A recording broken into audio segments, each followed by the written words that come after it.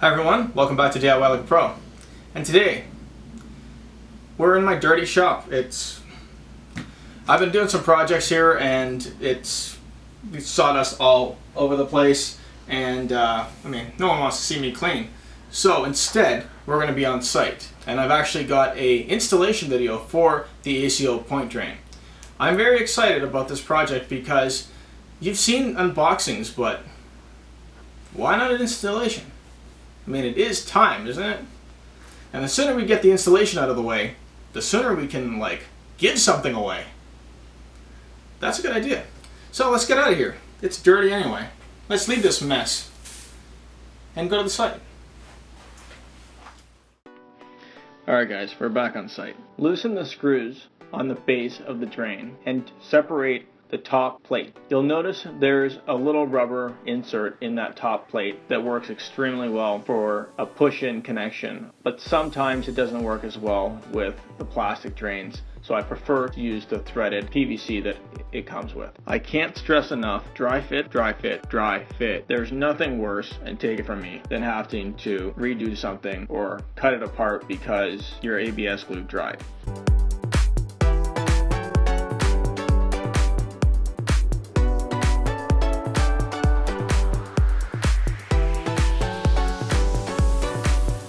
In this case, the shower I'm doing has an 1.5 inch pipe, and I'm using a bushing, which is a reducer from 2 inches to 1.5 inches, and it does it in a very small amount of space.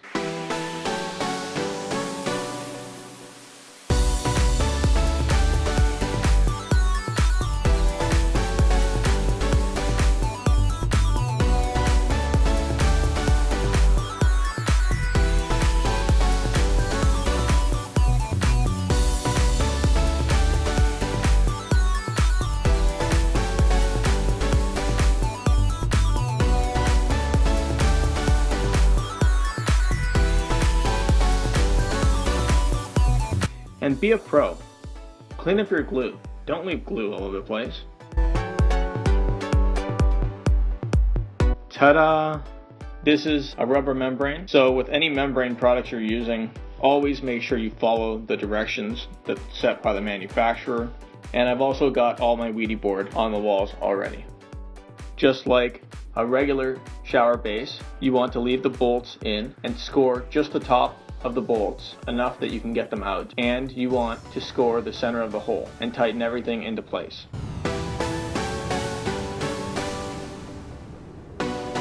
Make sure the top is facing up, which is the side that does not have the grooves. The grooves are for weeping.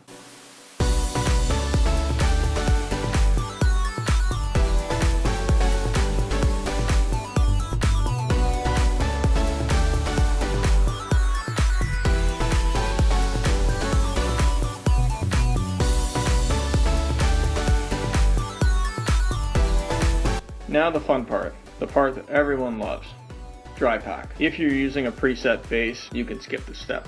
So when you're doing your dry pack, you want to make sure your mixture is not too wet or too dry.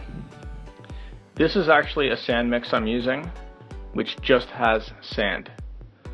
So it doesn't have any gravel or anything else in it. I'm just really using this product to slope the drain.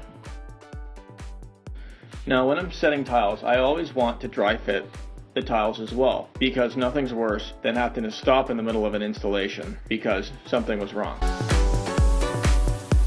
Also, before setting tiles, just make sure you wet down the dry pack and get rid of any dust that might be there, just so they stick properly.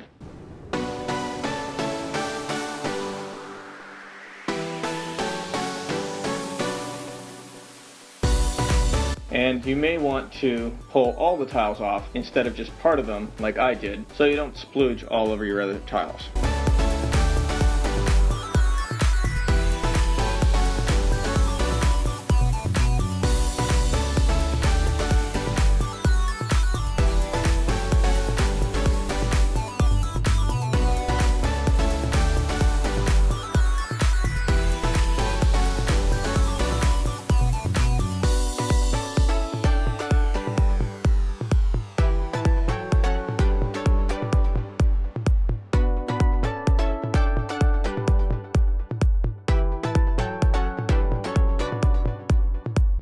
start setting your tiles, and you're almost done. Whenever you set your tiles, you always want to make sure they're at a proper slope. And not only that, but that your drain is either flush with the tile or slightly below the tile so that the water drains properly.